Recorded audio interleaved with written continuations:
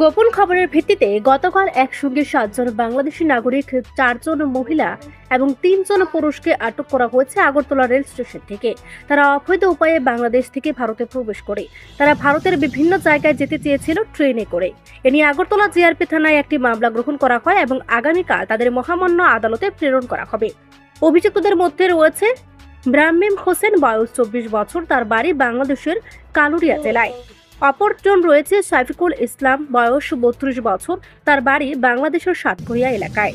Mohammad Salina Begum, বয়স 22 বছর, বাড়ি বাংলাদেশের সাতক্ষীরা জেলায়। মোহাম্মদ শিমুল হোসেন, বয়স 28 বছর, বাড়ি বাংলাদেশের সাতক্ষীরা জেলায়।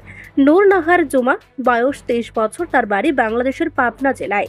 তাসলিমা কানুন, বয়স 24 বছর, বাড়ি বাংলাদেশের নারিলিয়া জেলায়।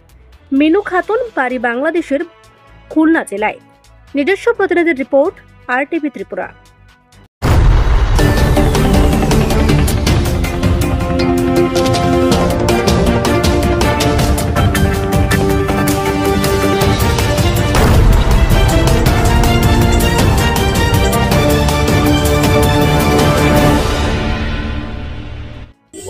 হ্যাঁ, গতকালকে আমাদের আগরতলা রেল স্টেশন থেকে 7 জন বিডি ন্যাশনালকে গ্রেপ্তার করা হয়েছে।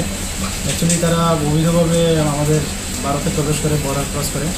তো আমরা গতকালকেই তাদের এগেনস্টে একটা আমাদের আগরতলা জিআরপি থানাতে মামলা নেই এবং আজকে মহামান্য আদালতে তাদের প্রেরণ করা হচ্ছে।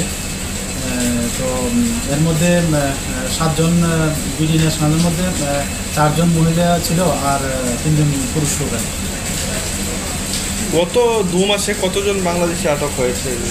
গত 2 মাসে হবে আনুমানিক প্রায় 105 জনের মতো। আজকে তারা কোথায় যাওয়ার জন্য? আজকে তারা তো ডেস্টিনেশন অনেকের অনেক দিকে, তো জিজ্ঞাসাবাদে তারা এখনও বলছে যে কেউই বেঙ্গালুরু যাবে, কেউ কলকাতা যাবেন, কেউ আবার দিল্লি যাবেন, এরকম বলছে। আর কিছু কি উদ্ধার হয়েছে তাদের সাথে? তাদের কাছ থেকে তাদের মোবাইল ফোন উদ্ধার হয়েছে এবং কিছু বাংলাদেশি ডকুমেন্ট প্লাস কিছু ইন্ডিয়ান কারেন্সি, এগুলি আর কি। আজকে কি ধারায় মামলা নেওয়া হয়েছে এবং কোথায় পাঠানো হয়েছে? আজকে তো আমাদের আগরতলা মহামান্য আদালতে প্রেরণ করা হয়েছে। আর আমাদের যে নতুন বিএনএস অ্যাক্ট আছে 2023, তো ওই ধারা এবং ফরেনার অ্যাক্ট আছে এবং IPP অ্যাক্টও আছে।